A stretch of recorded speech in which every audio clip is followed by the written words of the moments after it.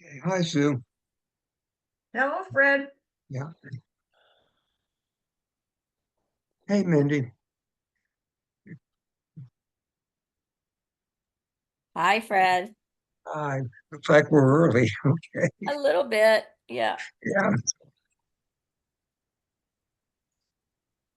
Where is everybody?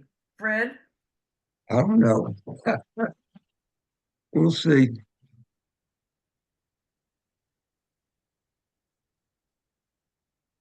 Mhm.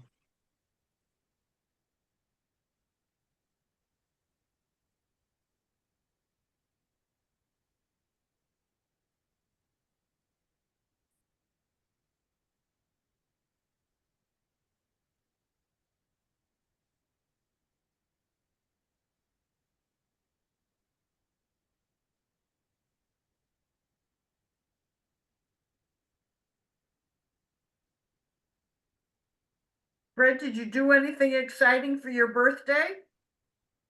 Tried to forget about it. Oh, okay. Yeah. I figured I was only one day older than the day before, so I look at That's it that way. absolutely Yeah. correct. And you're only as old as you feel. Hello, Yeah. John. Sue, what a great statement for me to kick in on. I keep telling myself that. I bet Fred does too. Yeah.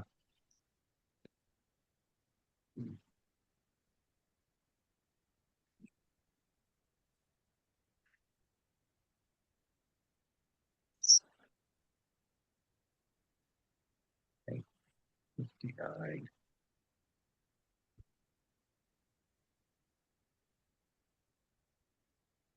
Okay. Looks like we may have an elite group tonight. Kind of sounds like it. We'll give it another minute or so, see if anybody else Okay. shows up. Okay. Generally, Chris and Rachel are early. Yeah. And John, where are your children? They used what, to be very regular attenders. yeah, Paul, of course, is in Greenville. And Jeff, my youngest son, lives in Atlanta. Okay. But Paul and tried to think of his wife's name. Gabrielle. Yeah, Gabrielle were regular attenders. Well, and they will be, I think in the future, they've had a number of things going on this summer, but I think in addition to that, they had already been through this once. And they said, hey, on this particular group, is that right, Fred? That they had been through this particular, I think they had, yeah, when yeah, we did Israeli history before. Yeah. yeah. So they'll be Okay. back. Okay. Well, we can go ahead and start then. Okay. We had gotten up to around the 1960s, in Israeli history last time, and after the disaster, the Suez thing in the mid 50s, the period from 57 to 67 was really relatively peaceful. There was no large scale fighting during that time. And Israel had a lot of population growth and economic growth during that time. Israeli GDP pretty much doubled between 57 and 67. But there wasn't any lessening of the Arab hatred. That really stayed the same. Uh, in 1964, the Syrians organized the PLO. It was to be used to organize Palestinians, inside Palestine as a terrorist group to harass Israel. On the Egyptian side, after the disaster of the 1948 war, King Farouk's government had been overthrown by a coup, a bunch of military officers. And one of them, Gamal Abdel Nasser, emerged as the leader of that group and eventually as the president of Egypt. And he saw himself really as the leader for Arab nationalism all through the Middle East. In fact, for a while, he actually, in the early 60s, had a merger with Syria, what was called the United Arab Republic, which was Hmm. Syria and Egypt, with Nasser running it, but which eventually fell apart. And that Nasser was constantly calling for the destruction of Israel. Uh, And by the mid-60s, it was under pressure to do something about it. And finally, in early 1967, he made a number of moves. Number one, after the 55 Israeli raid down to the Suez Canal, the UN had put a group of peacekeepers there to make sure the canal stayed open and neutral. Nasser kicked them out and took over full Egyptian control of the canal. He also began building up troops in the Sinai. Um, he pressured the Jordanians, King Hussein, to put the Jordanian army under Egyptian command. So now he had command of Jordanian troops and his own country's troops. And then the final step was to close off the Straits of Tiran. And I don't know if you can actually see this or not. This is I'll try showing it. This is a map of the Straits of Tiran. You can see the southernmost point in Israel is Eilat, and Eilat opens up into a narrow waterway that goes to another narrow point, the Straits of Tiran, that then goes into the Red Sea. And so from Israel, there are only two ways to get into the Red Sea and then into the Indian Ocean.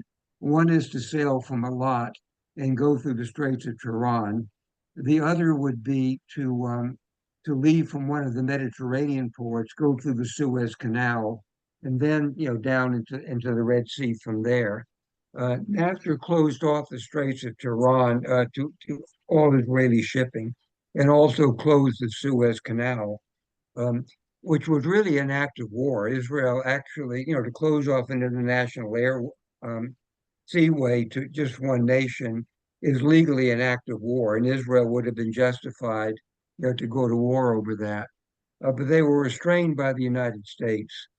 President Johnson was president then, and actually he was a very strong friend of Israel, but he put a lot of pressure on the Israelis publicly not to strike first, to fight a defensive war, but not to attack first. But behind the scenes, the Secretary of State, Dean Rusk, told the Israelis privately that they had a green light to go ahead, whatever they felt was going to be best. Um, in the days leading up to the '67 war, um, there were a number of rallies being held in Syria and in Egypt, whipping up public sentiment for the destruction of Israel. Ben Gurion had resigned about a year before, and so the premier was now Levi Eshkol, who succeeded him in the Labor Party. And Eshkol was actually a very competent prime minister, but he was a very soft-spoken, very mild-mannered guy. Not the kind of public personality you would want in a nation that was on the brink of war. One thing Eshkol did, though, he was anticipating war and decided to form, even though the Labor Party was governing Israel, he decided to bring in members of other parties to form a unified war cabinet when the war began. And that involved bringing in Menachem Begin. And Begin had basically been an outsider in Israeli politics. He had been the leader of the Irgun, which was essentially a terrorist organization. Ben Gurion suppressed it. And he and Ben Gurion had a deep personal hatred for each other. And Begin actually was totally outside of mainstream Israeli politics until '67, when Eshkol decided to bring him in as part of forming a national unity government for the coming war. He also made Moshe Dayan his Secretary of Defense. And so Dayan would really be in charge of overall strategy for the war. And finally, in June, Israel decided to make a preemptive strike. And the war really was almost over in the first day. The first thing Israel did was to destroy most of the Egyptian, Jordanian, and Syrian air forces on the ground. So from the very first day of the war onward, Israel had total control of the air. And it was really a spectacular victory. It was the 6-day war. By the time the 6 days were over, the Egyptians had been totally driven out of Sinai. The Jordanians had been driven back east of the Jordan, and the Syrians had been driven off the Golan Heights. And so Israel ended up, when this was over, controlling the entire Sinai, controlling what was called the West Bank, all of Palestine up to the Jordan River, and then the Golan Heights. And then, of course, the problem was what to do with it. Um, the UN, of course, met, and passed a resolution that was known as Resolution 242. And the two provisions were that Israel has to withdraw from all the territories it had taken, but the other was there will be a termination of all belligerency and acknowledgement of the sovereignty of all states. And so Israel interpreted this is that the first provision wasn't going to happen until the second provision came into place.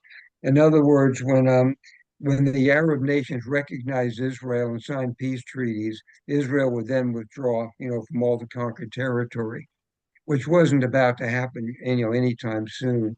The Arab League held a summit in Rabat, and what basically came out of it was there'll be no negotiation, no recognition, and no change in the state of war with Israel. It also recognized the PLO as the official representative of the Palestinian Arabs. This was the beginning of Yasser Arafat's career, essentially, as the leader of the PLO. And the question then came, what to do about this? Israel offered to trade land for peace, but didn't get, as far as Egypt was concerned, but didn't get anywhere with that. Initially, Nasser refused that. It offered to negotiate with Jordan, to give back the West Bank in exchange for a peace treaty. But Jordan actually renounced all claims to the West Bank after this. The Palestinians had tried to overthrow the Jordanian government once before, and King Hussein really was sort of glad to be rid of the West Bank. He would just as soon be rid of them, and have a country that no longer had a Palestinian majority in it. And of course, the Syrians, first of all, we're not going to talk to Israel at all. And also, the Golan Heights were a little bit different because ever since 1948, the Syrian army had been shelling Israeli settlements in the north of Israel from the Golan Heights, and so really there was really no military. There was a good military reason for Israel to hold on to the Golan Heights. So that was one area where Israel was not willing to trade land for peace. And so it was really a deadlock. But the big political problem for Israel is what to do with the West Bank. The original plan was made by Moshe Dayan after the war, which is that Israel should set up a series of military bases on the west bank of the Jordan. That was very lightly populated, so there would be minimal interference with the Palestinian population, but they would serve as an early warning from any attack on Israel from the east. And that really was voted down. What was started happening was the groups of Israelis on their own began setting up settlements in the West Bank, even though this was not official government policy. And the settlements really had a number of rationales behind them. Some of them really were by what we would call religious Zionists. These were religious Jews who read the Torah literally, and to them, the West Bank belonged to Israel because the Bible said it did. If you read the description of the land of Israel in 5 books of Moses, it's everything up to the Jordan River. And so, as far as they were concerned, the Torah was their deed, to the West Bank, and their settlements were based basically on reclaiming land that had historically always belonged to Israel. And to them, really, the West Bank really was more important than some parts of Israel itself. If you take a city like Tel Aviv, it's a marvelous city, but it really has no cultural or historical religious significance for Jews at all. It was built out of nothing on the beach in the 1920s and really has no historical background to it at all. Whereas the West Bank is where most of the Bible happened. And so for a lot of these religious settlers, obviously the West Bank had to be colonized by Israel. They had a biblical mandate for it. And then there were other settlers who just simply hated the Arabs as much as the Arabs hated them. And to them, as much Arab land as they can take away, the better. And then there were a number of other people uh, who basically didn't have any strong religious feelings or any strong anti-Arab feelings, but it was cheaper to live in the West Bank. You could, cost of living in Israel has always been notoriously high, especially in Tel Aviv or Jerusalem.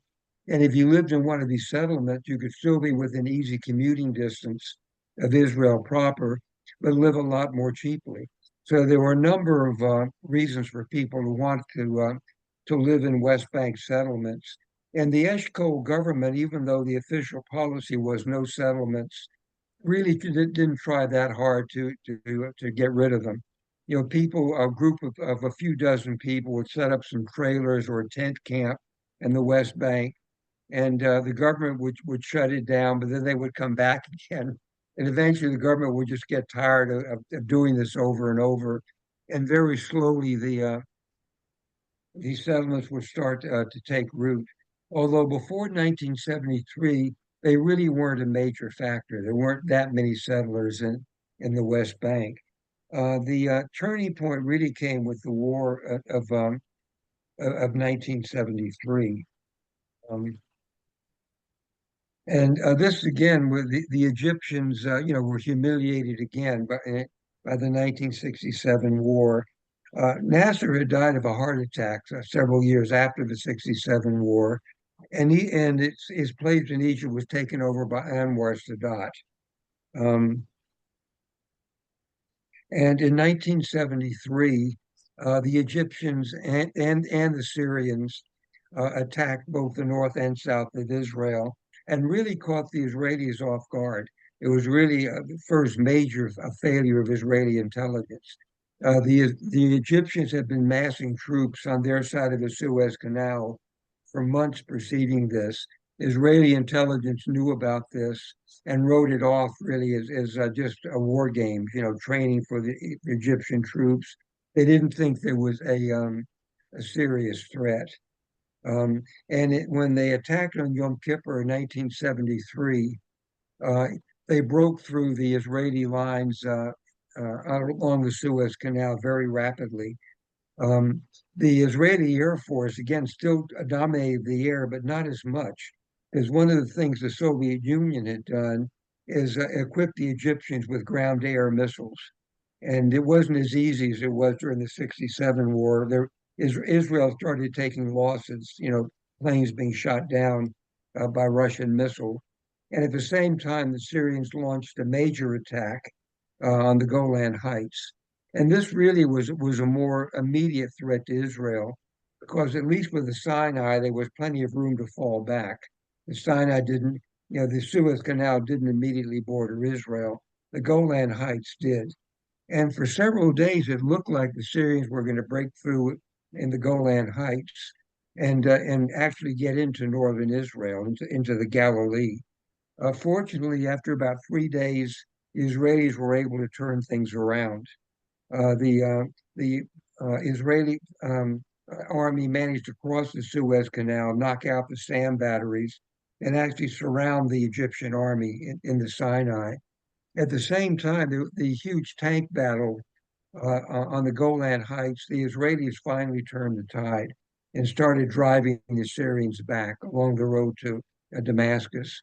And this is where finally a ceasefire was negotiated. This was during the Nixon administration. And Henry Kissinger, we spent a lot of time there doing, flying from between Syria, Israel, Egypt, and back and forth, and finally negotiated a ceasefire. But it had, in fact, actually, one of the things that may have saved Israel during this time is that the Egyptians decided to pick Yom Kippur as the time to attack, because during Yom Kippur, most Israelis, except the very secular, were in synagogues. Everybody knew where they were. There was very little traffic on the streets, which made it easy to mobilize the reserves very rapidly. There was not much traffic in the streets there. Everybody was in synagogue, so you knew where they were. They could be rounded up very quickly. And so the fact that the attack occurred on Yom Kippur may have actually been a plus for the Israelis. It may have given them a little bit of a military edge. Um, but it really reflected very badly on the Israeli government. It was really the first major Israeli intelligence failure. Golda Meir was prime minister during that time, and again there was some question whether she really should have been prime minister. She was very sick during that time. She was getting chemotherapy for lymphoma. Had a number of other medical problems, and also was at a fairly advanced stage.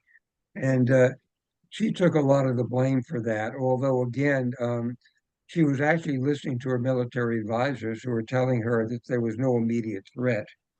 But in any case, the Labor government, took the blame, for the whole fiasco. And finally in 1977, the Labor government was voted out of power. And this again was the party which had governed Israel from 1948, from its founding, all the way up to the mid-70s. Israel had never known any other party governing it. But the 1973 war was really the turning point. And the Likud party, the right wing in Israeli politics, took over with Menachem Begin at its head. And that led to two things. One was the settlement movement picked up momentum. Likud believed that the Israelis should take over the West Bank. They believed in biblical Israel, or what people call Greater Israel. And Begin actually encouraged the settlers. In fact, actually, some of the settlements were actually subsidized by the government. So many people who are not religious and not there for political reasons moved there for economic reasons. It was just much cheaper to live on the West Bank than in many cities of Israel. And it was a major boost for the settler movement.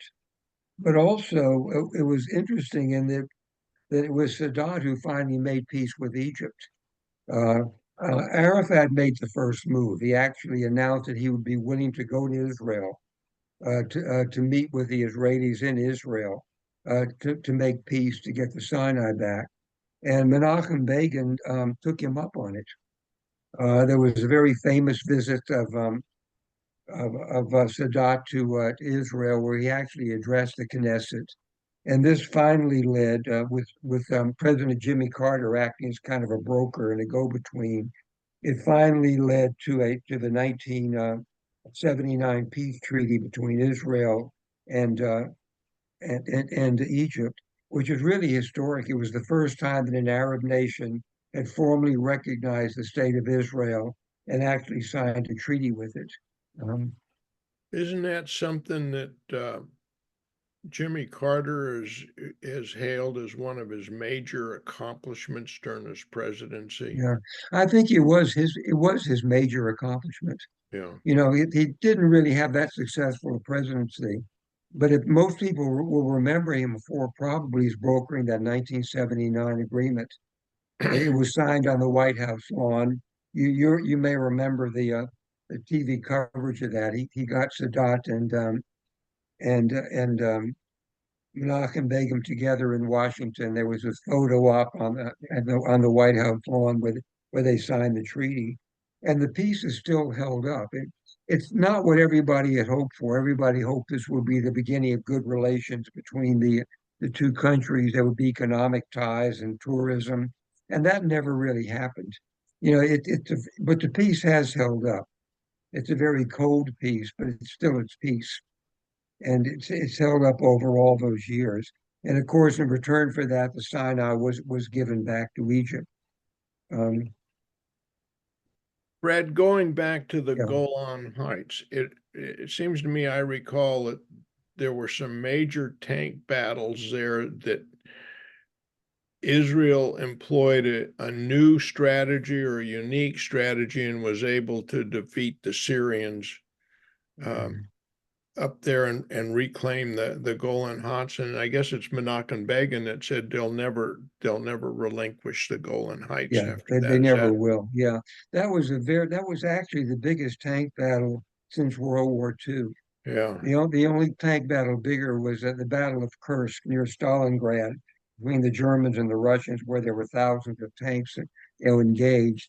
And the Syrians actually outnumbered the Yeah, they Israelis in outnumbered. tanks, something like 5 or 6 to 1. Yeah. And Israel was actually down, I think, to a half a dozen functional tanks Yep. at the time when reinforcements finally arrived. And it was the closest Israel has actually come to losing a war, Hmm. with the Arabs. They were very, very close to breaking through in the north, and that was turned around really, really at the last minute. And of course, Anwar Sadat paid for that. A year later, he was assassinated by the Muslim Brotherhood, of which Hamas is a part. Um, and again, this has been the fate so far of every Arab leader that has made a positive gesture toward Israel. King Abdullah of Jordan was assassinated, just for talking to the Israelis in the events leading up to 1948. Anwar Sadat, was killed again for signing a peace treaty in 1979. And it's probably the reason why Yasser Arafat, would never agree to a treaty with Israel.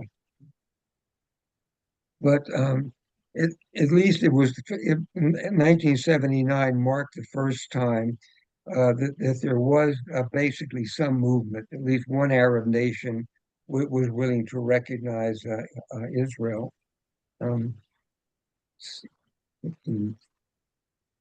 which really leads us into the 1980s.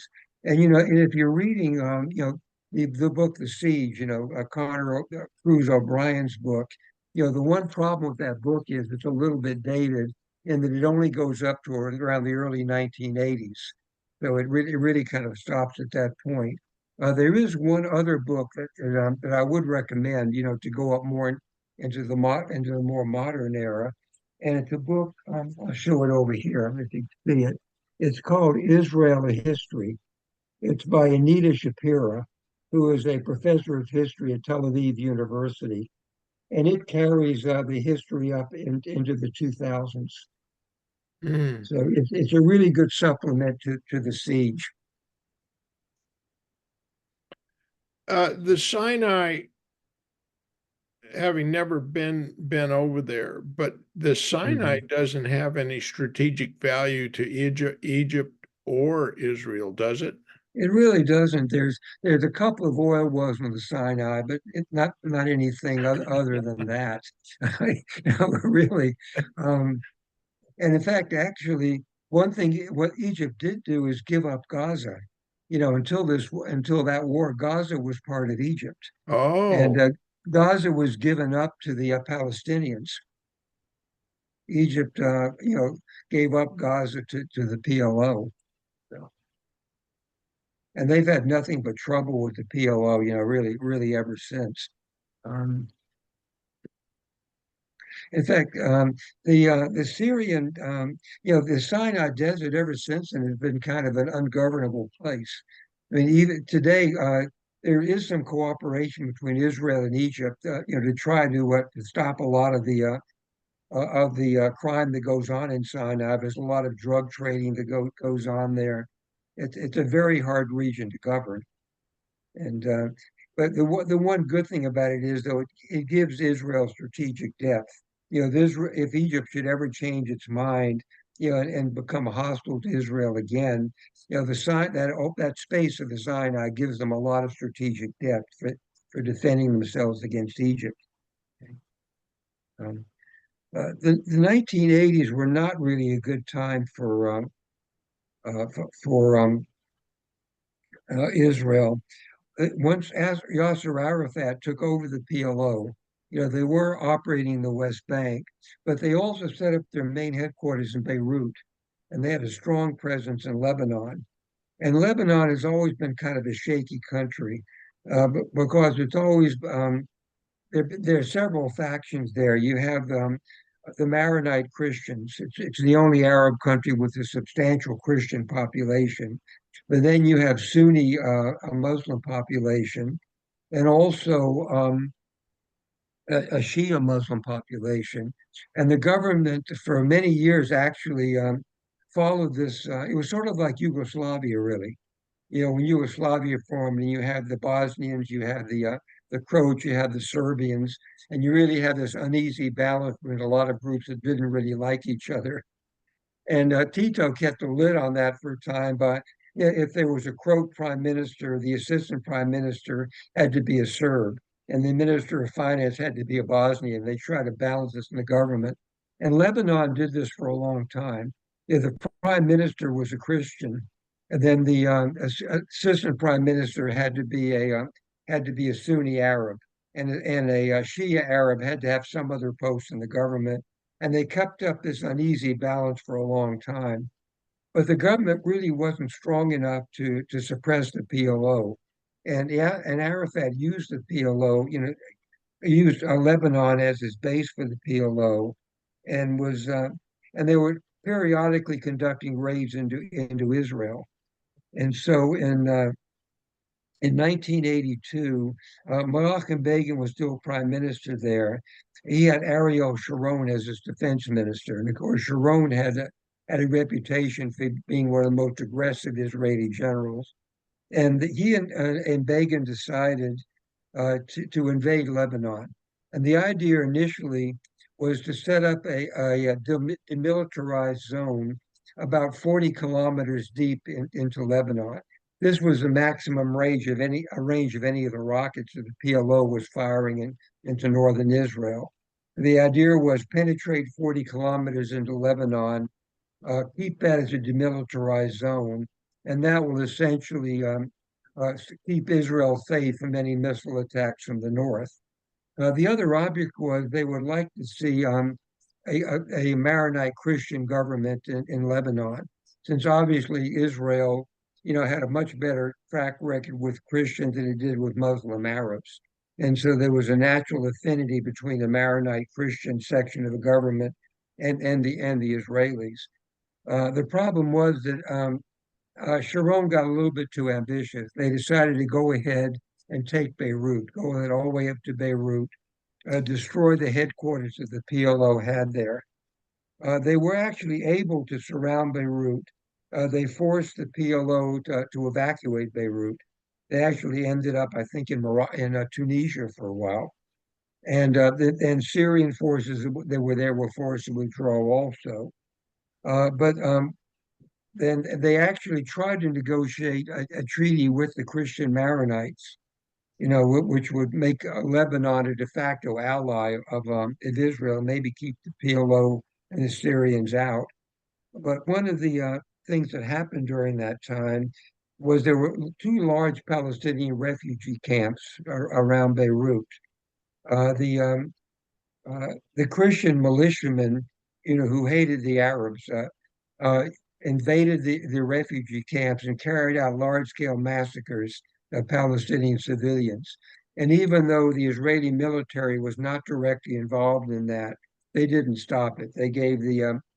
Uh, the they gave the Lebanese militias a free hand to do whatever they wanted in the refugee camps, and it was really a stain on Israel's reputation internationally. Plus, the Israelis took fairly heavy casualties during this war, and this was the very first war that Israel fought, which was not a purely defensive war. I mean, it's the first war that did not unite the nation. All the other wars that Israel fought, whether it was the 48 war, the 67 war, the 73 war, these were all seen as defensive wars that Israel had to fight and really had no choice but to fight. And so they united the country. The Lebanon war didn't. It led to a lot of dissent within Israel. A lot of people raised the question about why it had to be fought at all. And if it was going to be fought, why couldn't they stick to the initial plan of the 40-kilometer safe zone? Why go to Beirut and get into all the trouble they got into there? Um, And Begin actually retired in 1983 after that, really, he was also in bad health at that time, but his resignation really was probably related, to the disgrace that he felt after the war in Lebanon. It was the first war that Israel fought that the country really didn't totally support. The next major event in Israeli history was in the 1990s. One of the major events here was the collapse of the Soviet Union, which really had two benefits really for Israel. Number one, the Soviet Union was no longer supplying arms to the Arabs. It took away the Arabs' major arms supplier. But the second thing, even more important, that the Russian Jews were now free to emigrate. And this was the last major wave of emigration to Israel during the 90s. And actually, it was the largest wave of immigration Israel has ever had. Over 800,000 Russian Jews came to Israel. This was even larger than the wave of immigration after the 1948 war, when all the Jews from the Arab countries came in. And this was really a different kind of immigration. As miserable a place as Russia may be, one thing that they're good at is educating people, particularly in science. And so this group of people who came to Israel, 60% of the Russian migrants to Israel had college degrees, a lot of them postgraduate degrees. In fact, there was really a joke in Israel. Whenever a Russian immigrant gets off a plane, in Ben Gurion Airport, if he doesn't have a violin case under his arm, he's probably a pianist or a doctor.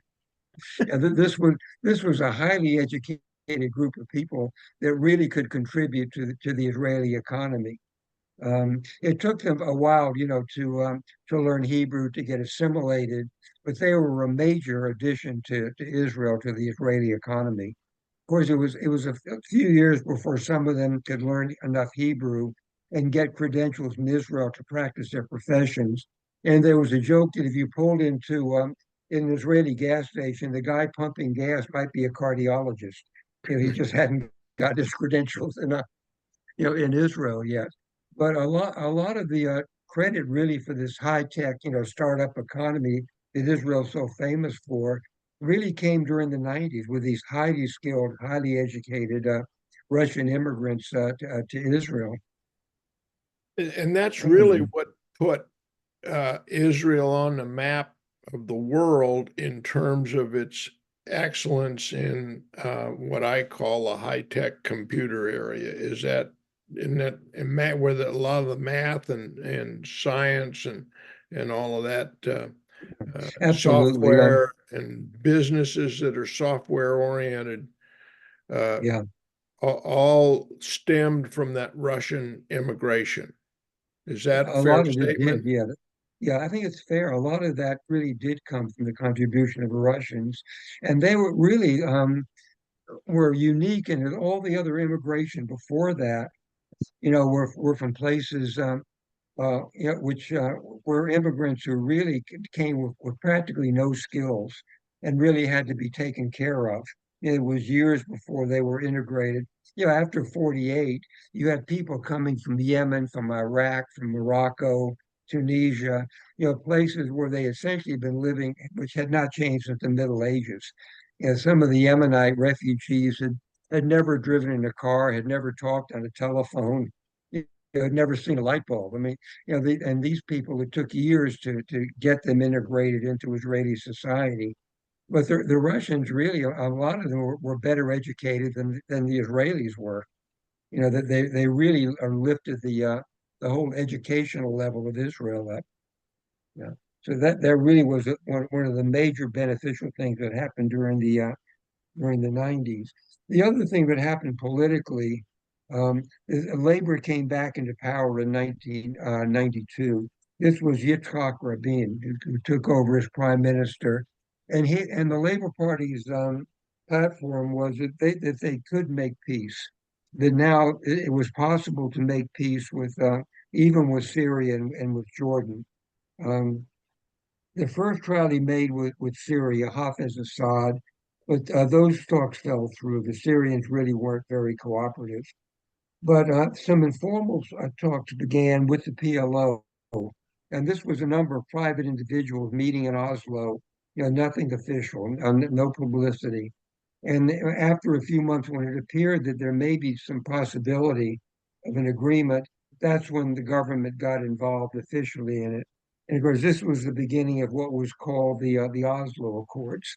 And the basic idea of the Oslo Accords was there would be no big peace treaty right away, but they would try to make small steps, what were called confidence, gaining steps, which would step by step maybe lead to a final solution to the Palestinian problem. For instance, the Israelis actually armed the PLO. They actually gave them small arms, and there were Israeli-Palestinian joint security patrols in the West Bank. And it did have some success. A lot of there was almost no terrorist activity in Israel from the West Bank during the 1990s. It appeared to be, to have some benefit. It finally, in September of 1993, Bill Clinton invited Rabin and Yasser Arafat to the White House to mark a formal beginning to the Oslo negotiations.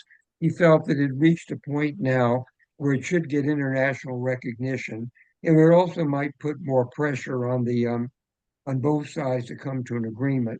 And also, Clinton really had a big personal stake in this, just as with Jimmy Carter. Jimmy Carter could claim the Egyptian treaty as the one big accomplishment of his presidency. Clinton had not really had any major accomplishments during his presidency, and he really hoped before he left office in 2000 that could be the one thing that he could claim as his major contribution as a president. He would be the president who finally made peace between Israel and the Palestinians. And so, there began in September of 1973. Rabin and Arafat signed a document of principles, declaration of principles, and there was a signing ceremony on the White House lawn. If you saw that on television, it was kind of odd because Clinton shook hands with Rabin, shook hands with Arafat, and then when it was time for Arafat to shake hands with Rabin, both men hesitated. Neither one of them really wanted to shake the other one's hand. And you could see Clinton actually had to pull them both together. You could see him pushing both of them together to finally get them to shake hands.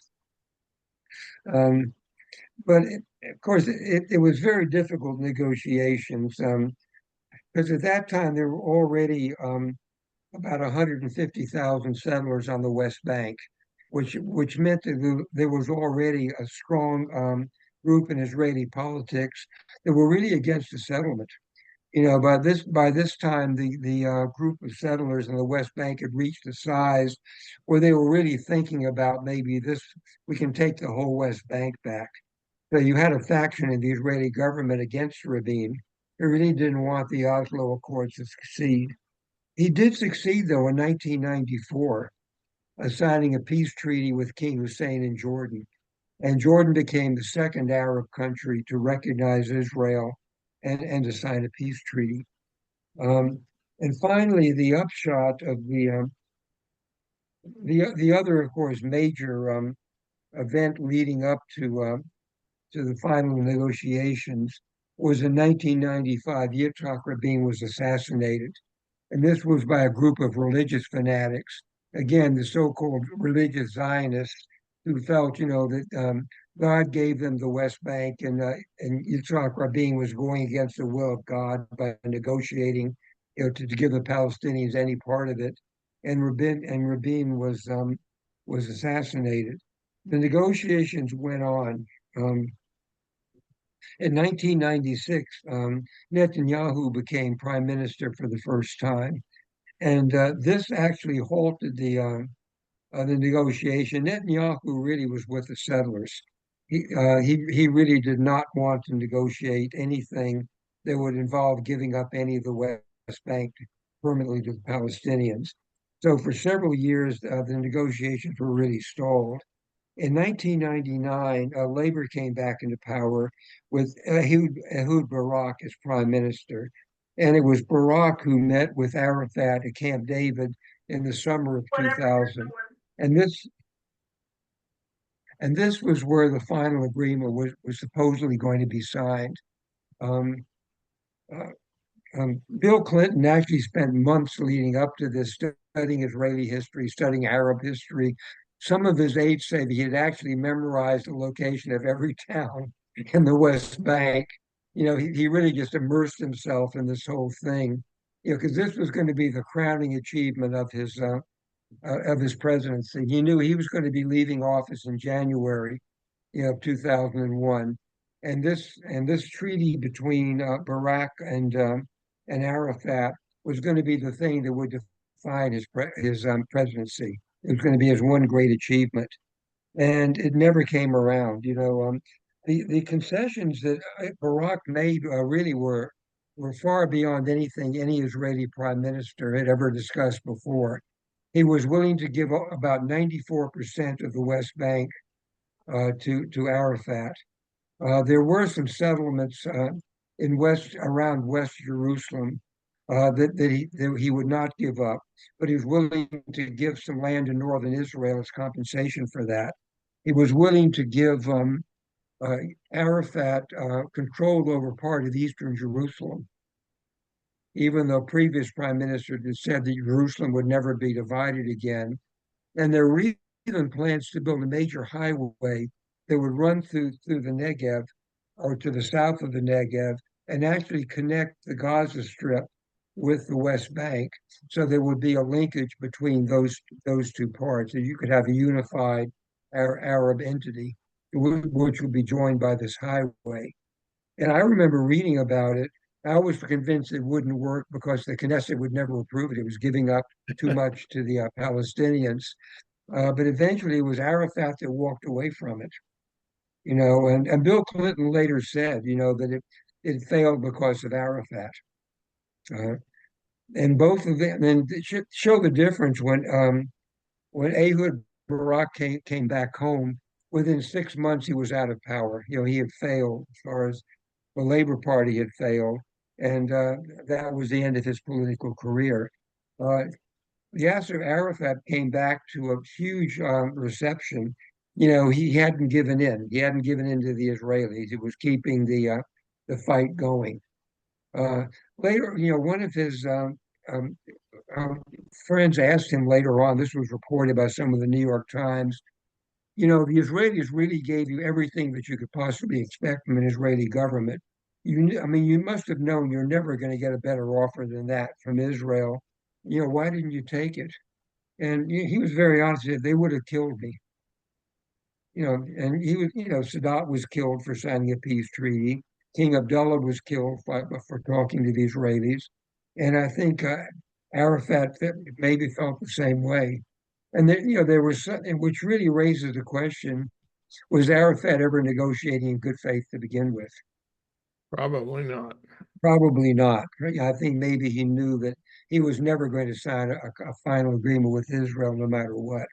So, and not only did he not sign a peace agreement with Israel, um, he actually began the Second Intifada, which basically was terrorist attacks coming from the West Bank, which was essentially people blowing themselves up on buses and in restaurants.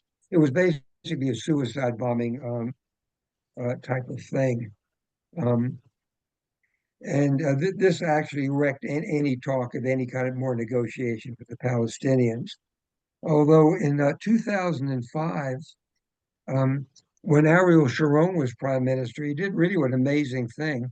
He decided to unilaterally take all the Israeli settlements out of Gaza. He was just going to give Gaza to the Palestinians with no negotiations, nothing on their part.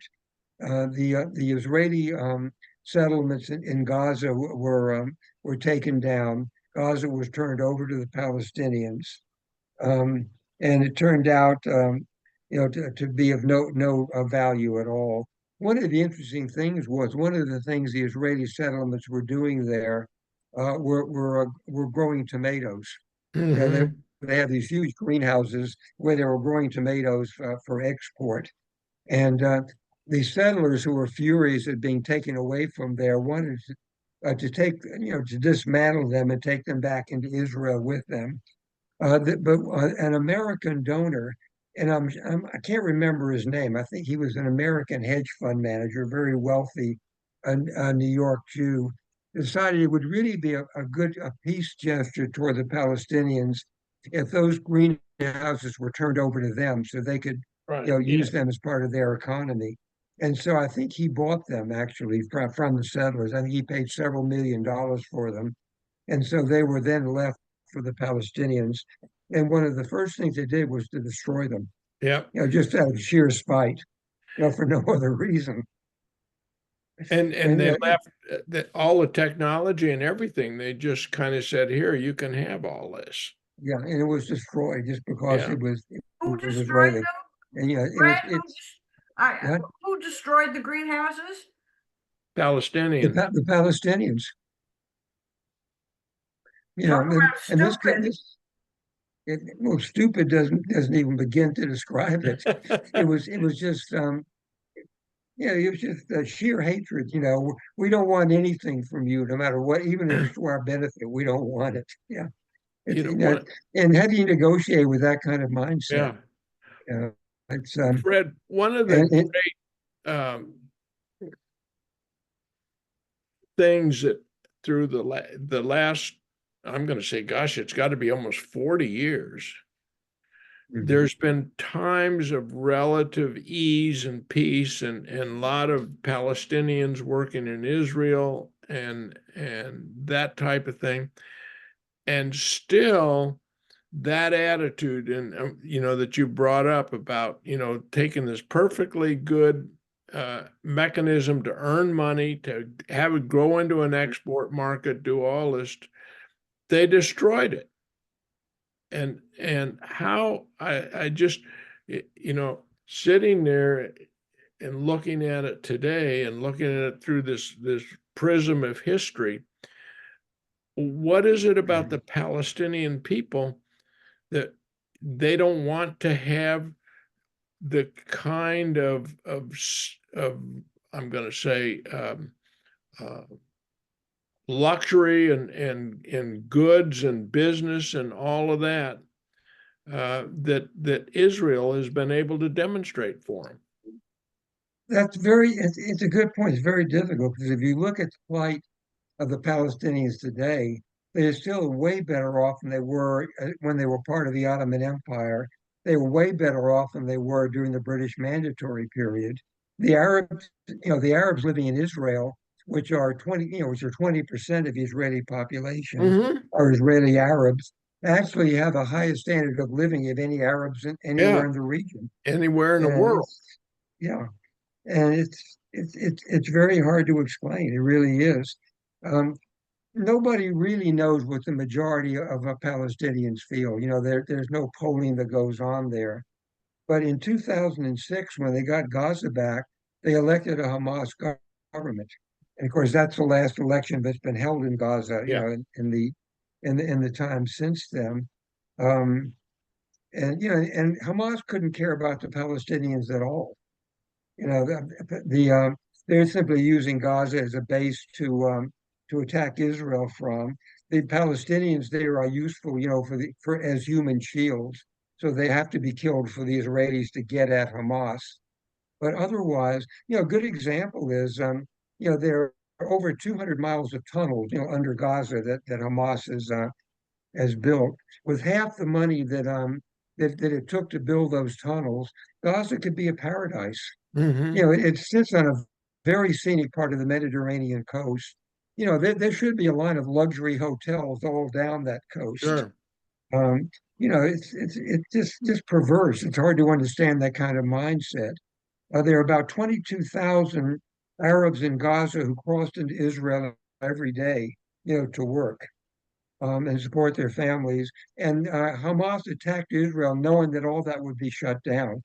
Those 22,000 Arabs would no longer be able to come into Israel. It's just perverse. But, in a sense, the ball is in the Palestinians' court. Until they get, decent leadership, there's really no hope for it.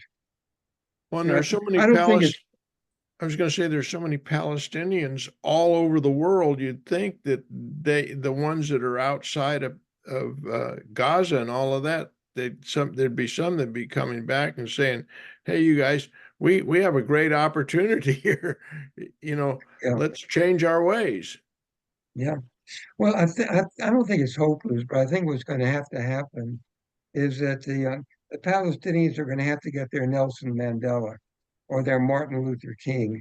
They're going to have to get a leader with real moral stature who really cares about his people and is willing to really honestly engage with Israel. And so far, that guy is not there yet, but I think that that's really the only hope for the future. Hmm. Yeah. The present situation, economically, Israel's in the best shape it's ever been in. It's got a booming economy. The country is supporting 8 million people, whereas the British originally in 1920 thought that maybe 500,000 people might be the maximum number that the country could ever support. It supports 8 million people. They've actually made all sorts of breakthroughs in desalination of water and modern agricultural methods. And they should be an example to the rest of the Arab world, what they've accomplished there. The treaties with Egypt and Jordan have held. And Iraq and Syria and Lebanon are in no position to attack Israel. So the old military threat, with these sovereign nations attacking Israel, really is no more. The threat now are these Iranian-backed militias, Hamas, Hezbollah, the Houthis in Yemen, and and again, Iran never really has been an enemy of Israel in the past, which is what really is weird. The uh, historically, there's never been any animosity between Jews and Persians. The Iranians are not Arabs; they're not, racially the same as the Arabs of the Middle East, and there really is no reason for hostility between Iran and Israel, other than apparently in the Middle East, the way you get credibility is by attacking Israel.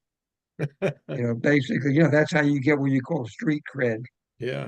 by attacking Israel. Otherwise, there's no real reason for Iran to do what it's doing with regard to Israel, but it is. And eventually, it may come down to either regime change in Iran or war with Iran, and no one knows what's on the horizon. Um, the other problem is really after the collapse of the 2000 talks and the what happened in Gaza after 2005, the Israeli left wing had pretty much collapsed in politics. They've staked everything on being the peace party, the party that would finally reach an agreement.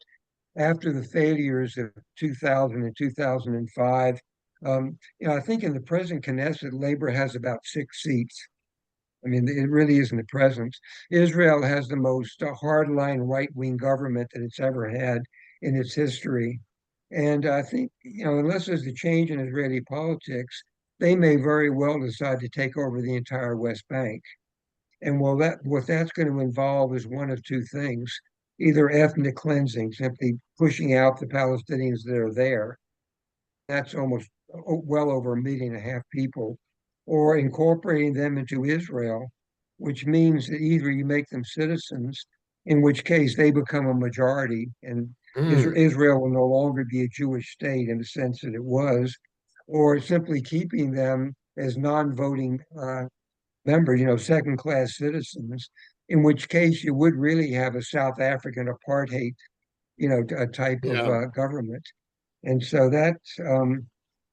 and again, Israeli politics, the country is, it's almost like America is now. It's really badly divided, almost equally. This government, I think, is the fourth government in 5 or 6 years, and how long this government will last after the Gaza thing, nobody really knows, and no one know what's good. Nobody knows what's going to succeed Netanyahu. So it's really kind of an unknown future at this point. I don't think anybody could really make a prediction of what's going to happen a year from now, much less further in the future. But in many ways, it would appear that the generation that was responsible for the transition of Israel into the state that it is today, they're all dying off. And you've They got are, a yeah, second and yeah. third generation made up of assimilated peoples. And it Mhm. may take a direction that's considerably different than, It may, that yeah, core people yeah, that you're were right. there at that Yeah, time. yeah. In fact, it'll probably affect their ties with the Jewish community here in America too, because Mhm. the original founders of Israel were Eastern European Jews, the same people who really make up most of the American Jewish community. Yeah. In the late 19th and early 20th century, there was a massive exodus of Jews from Eastern Europe, most of whom came to America, a few of whom were the early Zionists who began reclaiming Palestine. And so basically, the American Jewish community and the Israeli Jewish community were essentially the same people. They came from the same Ashkenazic Eastern Mhm. European source. Today, about 55% of the Israeli population is Sephardic or Mizrahi. These are not your grandfather's Jews in a sense. They're not the same Jews as the majority of American Jews, and that probably is going to have an effect on the closeness of ties, between the American Jewish community and the Israelis.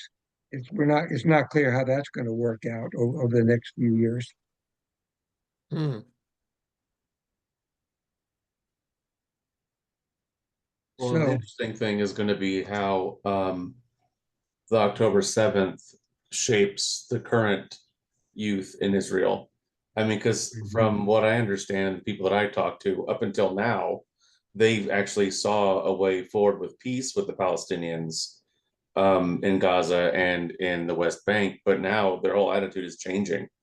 I mean, they saw what they did to their friends down in mhm, the Nova Festival and whatnot, just for out there having a party, and that those people were the most progressive and liberal ones who really wanted peace with the Gazans, and yeah, they yeah.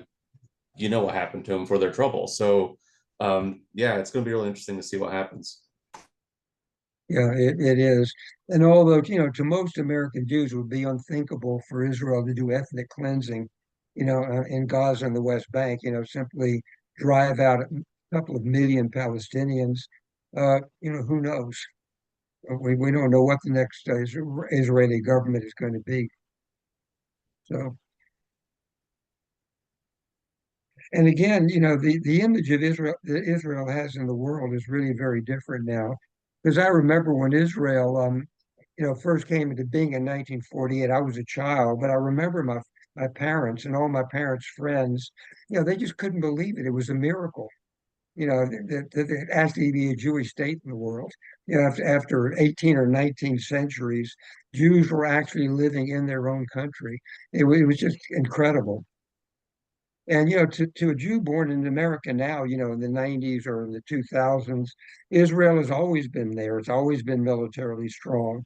What are these Jews worried about? It's a totally different mindset. They don't look at Israel the same way. Somebody said after the 67 war, Israel went from being David to being Goliath almost overnight, in the way the world looked at it. In fact, it's pathetic, but some of these college protesters, when they were doing all this tent stuff on college campuses, some of them were Jews. Yeah. Actually very liberal Jews, yeah. It's pathetic, but it's true. What's next on So, the agenda, Fred? well, I thought we'd go on to talk about the Jews in America next week. Oh, that'd be interesting. Oh, Yeah, good. Yeah. I don't okay. know anything about them. We should talk more about them. Here Yeah, yeah, we are, right? Here we are, yeah. Chris. Yeah. Here we are. Yeah, we're not as interesting as the Israelis are, but we're still here. Yeah, But we'll Fred, I talk about remember, America next yeah, week.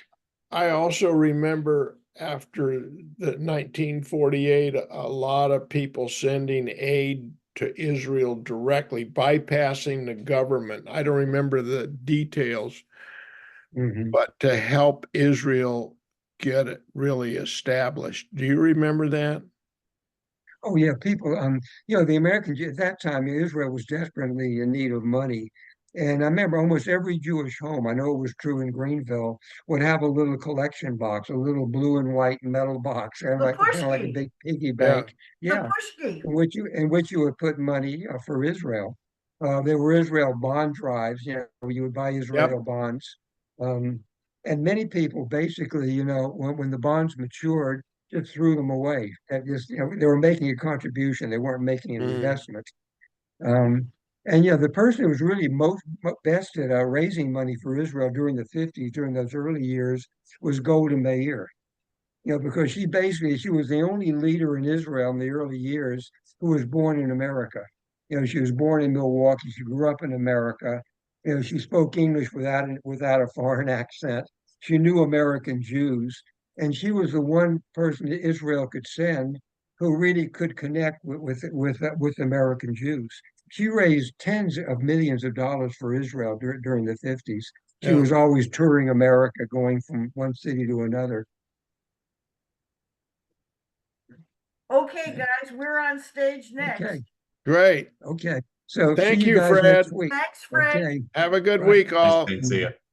Yeah.